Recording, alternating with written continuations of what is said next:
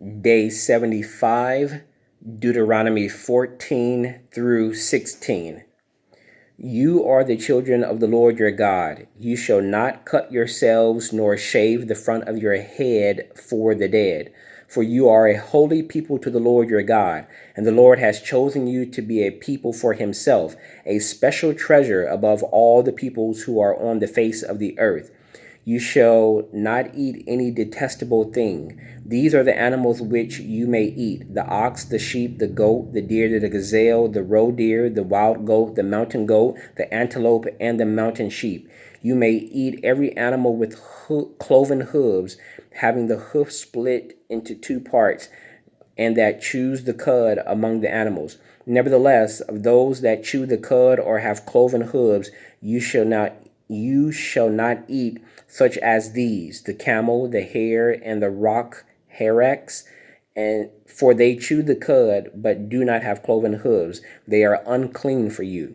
Also the swine is unclean for you, because it has cloven hooves, yet does not chew the cud. You shall not eat their flesh or touch their dead carcasses. These you may eat of all that are in the water. You may eat all that have fins and scales, and whatever does not have fins and scales you shall not eat. It is unclean for you. All clean birds you may eat, but these you shall not eat: the eagle, the vulture, the buzzard, the red kite, the falcon, the kite after their kinds, every raven after its kind, the ostrich, the short-eared owl, the seagull, and the hawk after their kinds, the little owl, the screech owl, and the white owl, the jackdaw, the carrion vulture, and the fisher owl, the stork, the heron after its kind, and the hoopoe and the bat. Also, every creeping thing that flies is unclean for you. They shall not be eaten. You may eat all clean birds. You shall not eat anything that dies of itself. You may give it to the alien who is within your gate, that he may eat it, or you may sell it to a foreigner, for you are a holy people to the Lord your God. You shall not boil a young goat in its mother's milk. You shall truly tithe all the increase of your grain that the field produces year by year. You shall eat before the Lord your God in the place where he chooses to make his name abide, the tithe of your grain and your new wine and your oil, of the firstborn of your herds and your flocks, that you may learn to fear the Lord your God. But if the journey is too long for you, so that you are not able to carry the tithe, or if the place where the Lord your God chooses to put his name is too far from you, when the Lord your God has blessed you, then you shall exchange it for money. Take the money in your hand and go to the place which the Lord your God chooses. And you shall spend that money for whatever your heart desires, for ox or sheep, for wine or similar drink, for whatever your heart desires. You shall eat there before the Lord your God, and you shall rejoice, you and your household. You shall not forsake the Levite who is within your gates, for he has no part or inheritance with you. And at the end of every third year you shall bring out the tithe of your produce of that year and store it up within your gates. And the Levite, because he has no portion nor inheritance with you, and the stranger and the fatherless and the widow who are within your gates, may come and eat and be satisfied, that the Lord your God may bless you in all the work of your hand which you do. Chapter 15. At the end of every 7 years, you shall grant a release of debts, and this is the form of the release. Every creditor who has lent anything to his neighbor shall release it. He shall not require it of his neighbor or his brother, because it is called the Lord's release. Of a foreigner you may require it, but you shall give up your claim to what is owed by your brother, except when there be no poor among you. For the Lord will greatly bless you in the land which the Lord your God is giving you to possess as inheritance.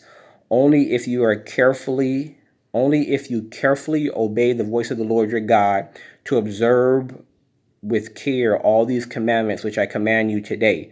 For the Lord your God will bless you just as he promised you.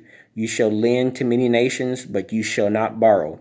You shall reign over many nations, but they shall not reign over you.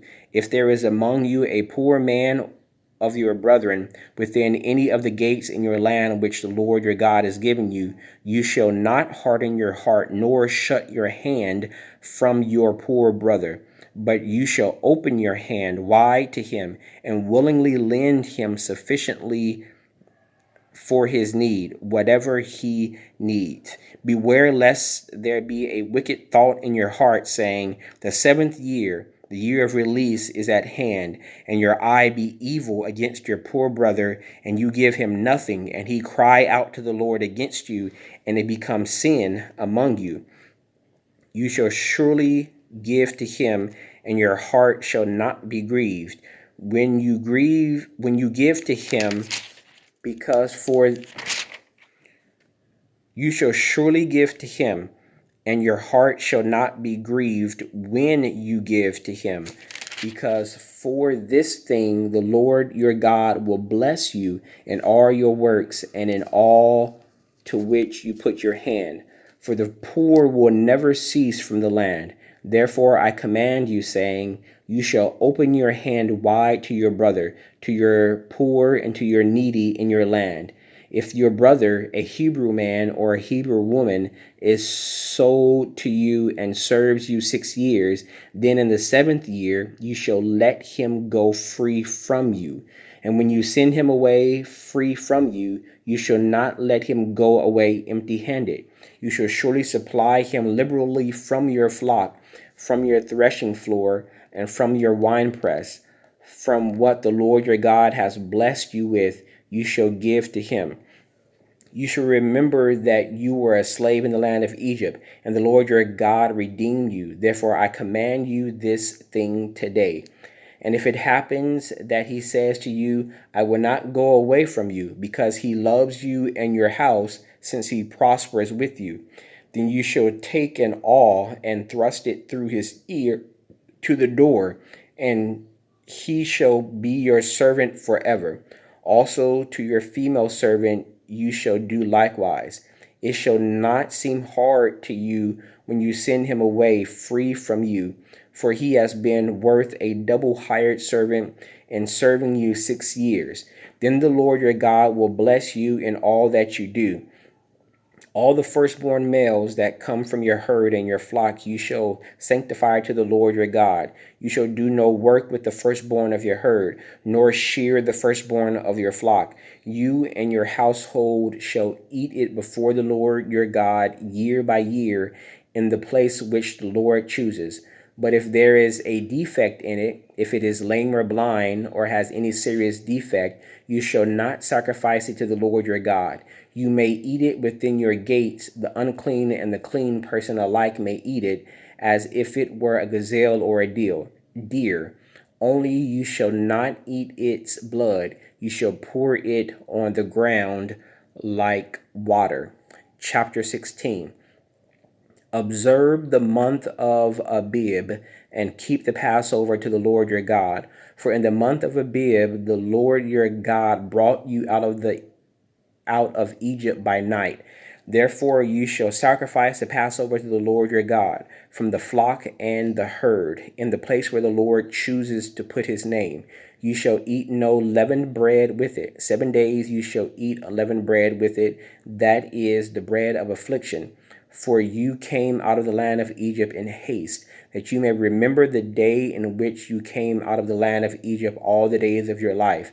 And no leaven shall be seen among you in all your territory for 7 days, nor shall any of the meat which you sacrifice the first day at twilight remain overnight until morning. You may not sacrifice the Passover within any of your gates which the Lord your God gives you, but at the place where the Lord your God chooses to make his name abide. There you shall sacrifice the Passover at twilight, at the going down of the sun, at the time you came out of Egypt. And you shall roast and eat it in the place which the Lord your God chooses. And in the morning you shall turn and go to your tents. 6 days you shall eat unleavened bread, And on the seventh day there shall be a sacred assembly to the Lord your God. You shall do no work on it. You shall count 7 weeks for yourself. Begin to count the 7 weeks from the time you began to put the sickle to the grain. Then you shall keep the feast of weeks to the Lord your God with tribute of a freewill offering from your hand, which you shall give as the Lord your God blesses you. And you shall rejoice before the Lord your God, you and your son and your daughter, your male servant and your female servant, the Levite who is within your gates, the stranger and the fatherless and the widow who are among you, at the place where the Lord your God chooses to make his name abide. And you shall remember that you were a slave in Egypt, and you shall be careful to observe these statutes. You shall observe the Feast of Tabernacles 7 days, when you have gathered from your threshing floor and from your winepress.